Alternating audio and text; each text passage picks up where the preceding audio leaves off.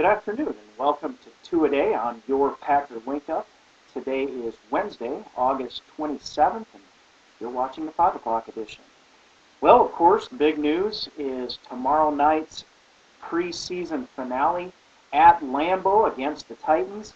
Game starts at 6 o'clock Central Time. Of course, this is the preseason finale, so not going to be so much about getting our starters on the field, much more so about the life and death struggle of those third and fourth stringers in positions where we're only going to keep three.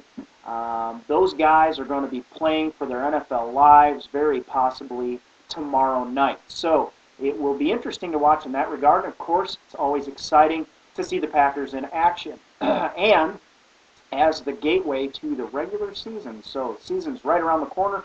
That Minnesota Viking Green Bay Packer game is coming right up. So some news from the Packers side. Today, Johnny Jolly's court date has been moved to September 16th. Johnny was picked up on felony drug charges for possessing 200 milligrams of codeine and was supposed to be in court today, but for unknown reasons, that date has been postponed. The final, or the next due date, the postponement, lands his court date on a Tuesday, which is a day that typically the Packers have off.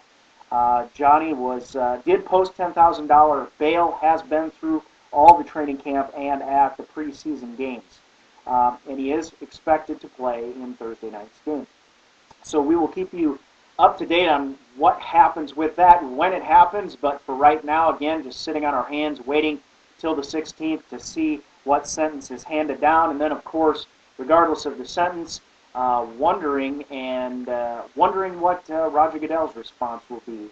So we know that Nick Barnett did face suspension for one game for his altercation in a bar a year ago or so, and so it looks to be a very serious thing for Johnny Jolly in his career. And we'll keep you up to date on that.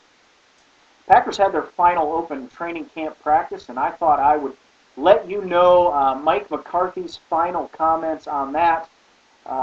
McCarthy was asked about training camp in general this season, and he said, "I thought the quality was high.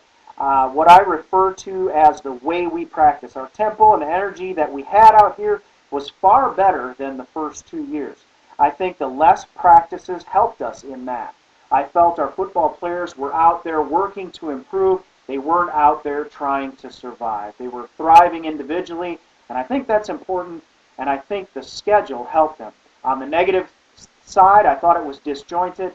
I thought the scheduling part of it was a little disjointed, the 3 6-day weeks in a row, but I'm pleased with the amount of work, the quality amount of work we were able to get done." So Mike McCarthy, pleased with the overall performance of the guys in training camp.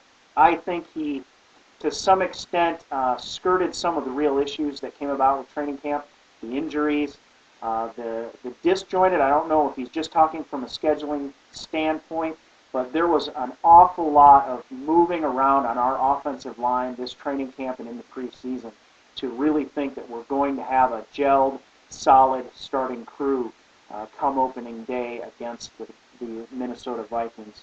On the other hand, he was honest that it was disjointed. I think the league kind of did the Packers a disservice up front with the preseason games. We had started with a Thursday game, I think, then went to a Friday, came back with a Saturday or a Monday in there. It didn't flow, and it put, I think, the coaching staff in particular trying to schedule this preseason under a lot of undue stress because of that. And I will say for Coach McCarthy, I think he's a great organizer. I think because he is so well prepared in that regard, he was able to navigate that as well as anybody could have. And I'm glad to have a guy like that who thinks out these things in advance, clearly communicates them to the players. They knew in the OTAs that they had a chance to get ahead. The players went ahead and did that. McCarthy was very pleased with their progress at the point of OTAs, and then that made his lightening of the training camp schedule that much easier. And unfortunately, there's nothing that he can do about the injuries. There's nothing he can do about the scheduling. So I think all in all, he did a good job. I do wonder. I think the injuries on the defensive line are going to be an issue. Something he didn't talk about. He hasn't been prone to speak on those issues because, for good reason. He says, there's nothing I can do about it. This is the NFL. We work with the guys we have. So I think training camp has been a success. I think it's good that this team and this administration for this team, the coaches, Ted Thompson, always review everything. They look at everything under a microscope and they make corrections. So for next season, I think we will take steps in the right direction.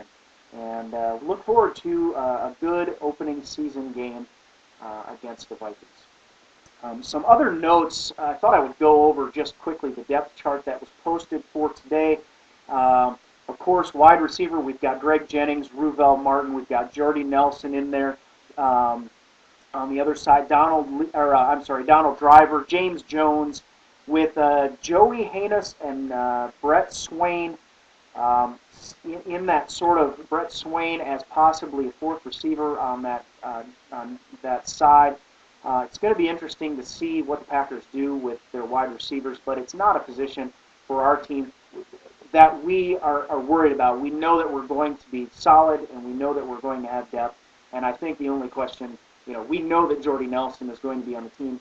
Maybe between him and Ruvel Martin, it really seems like Ruvel Martin is going to get the nod, and Jordy will be following up behind him, but I think that's okay. It's good. That's kind of how Ruvel did it. He just worked his way in, and Jordy has taken position at other places on special teams. Our interior line at right guard right now, Jason Spitz, right tackle.